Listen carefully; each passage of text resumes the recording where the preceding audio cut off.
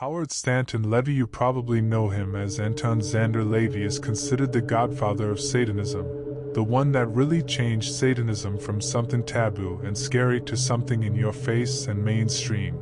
During the era of the Satanic Panic, he was like the devil, defending his beliefs and challenging the norm and power of Christianity at the time.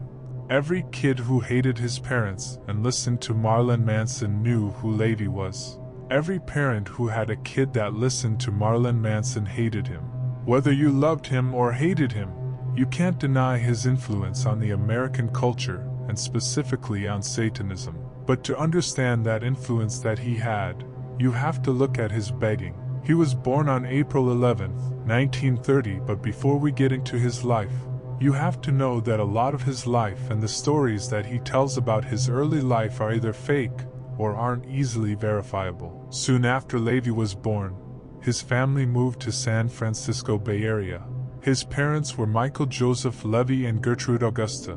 According to all accounts, he had a normal childhood. He was into music and his parents supported his interests. He tried a number of instruments. His favorite were keyboards such as the piano and accordion. LaVey played the piano in S. Baptist Church as a boy, and played oboe in high school. He attended Tamalpais High School in Mill Valley, California, until the age of 16. LaVey claimed he left high school at age 16 to join the Clyde Beatty Circus and later carnivals, first as a roustabout and cage boy in an act with the Big Cats, then as a musician playing the calliope. However, journalist Lawrence Wright investigated LaVey's background and found no evidence LaVey ever worked in a circus either as a musician or a caged boy.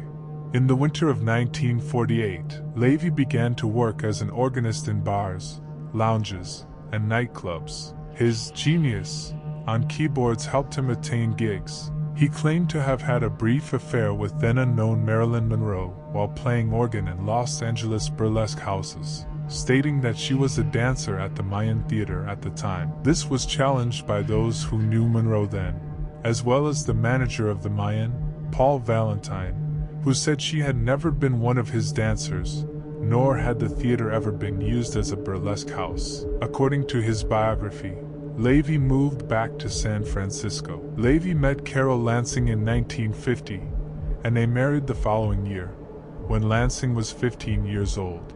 Lansing gave birth to LaVey's first daughter, Carla LaVey, born in 1952. In order to avoid the Korean War draft, he studied criminology at the City College of San Francisco. LaVey then attained a job as a photographer for the San Francisco Police Department, SFPD, where he worked for 3 years. Wright could find no evidence of LaVey being enrolled at the City College of San Francisco or working at this job either. LaVey claimed to have dabbled as a psychic investigator, looking into 800 calls referred to him by SFPD. Later biographers questioned whether LaVey ever worked with the SFPD, as there are no records substantiating the claim. LaVey and Carol divorced in 1960, after LaVey became involved with Diane Hegarty. Hegarty and LaVey never married, but she was his companion for 24 years and mothered his second daughter, Zena Galatea Schreck, born in 1963. At the end of their relationship, Hegarty sued for palimony.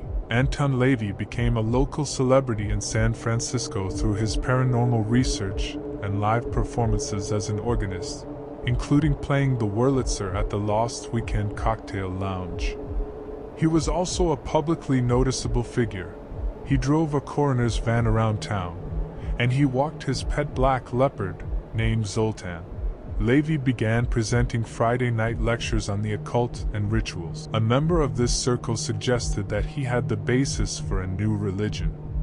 According to LaVey himself, on Walpurgisnacht, April 30th, 1966, he ritualistically shaved his head, allegedly, in the tradition of ancient executioners, declared the founding of the Church of Satan, and proclaimed 1966 as the year 1. Anno Satanas, the first year of the Age of Satan. LaVey's image has been described as Mephistophelian, and may have been inspired by an occult-themed episode of the television show The Wild Wild West titled The Night of the Druid's Blood, which originally aired on March 25, 1966 and starred Don Rickles as the evil magician and satanic cult leader Asmodeus, whose Mephistophelian persona is virtually identical to that which LaVey adopted 1 month later. Media attention followed the subsequent satanic wedding ceremony of journalist John Raymond to New York City socialite Judith Case on February 1, 1967. The Los Angeles Times and San Francisco Chronicle were among the newspapers that printed articles dubbing him the Black Pope. LaVey performed satanic baptisms, including the first satanic baptism in history for his 3-year-old daughter Xena, dedicating her to Satan and the left-hand path, which garnered worldwide publicity and was originally recorded on the Satanic Mass LP. In the late 1960s and early 1970s, LaVey melded ideological influences from Friedrich Nietzsche, Ayn Rand, H.L. Mencken, and social Darwinism with the ideology and ritual practices of the Church of Satan. He wrote essays introduced with reworked excerpts from Ragnar Redbeard's Might is Right and concluded with Satanized versions of John Dee's Enochian keys to create books such as The Complete Witch, re-released in 1989 as The Satanic Witch, and The Satanic Rituals. The latter book also included rituals drawing on the work of H.P. Lovecraft. Admitting his use of might is right, LaVey stated that he did so in order to immortalize a writer who had profoundly reached me. In 1972, the public work at LaVey's Black House in San Francisco was curtailed and work was continued via sanctioned regional grottos. In early 1975, LaVey announced that higher degrees of initiation could be given in return for a financial contribution. In June 1975, editor of the church's newsletter, Michael Aquino, left the Church of Satan and formed the theistic Temple of Set, claiming to take an unknown number of dissenters with him. The church maintains this policy announcement was designed to clean house of members who did not understand satanic philosophy. In 1980, the FBI interviewed LaVey in connection with an alleged plot to murder Ted Kennedy. LaVey told the agents that most of the church's followers were fanatics, cultists, and weirdos. The agents reported that LaVey's interest in the Church of Satan is strictly from a monetary point of view, and that he spent most of his time furnishing interviews, writing material, and lately has become interested in photography.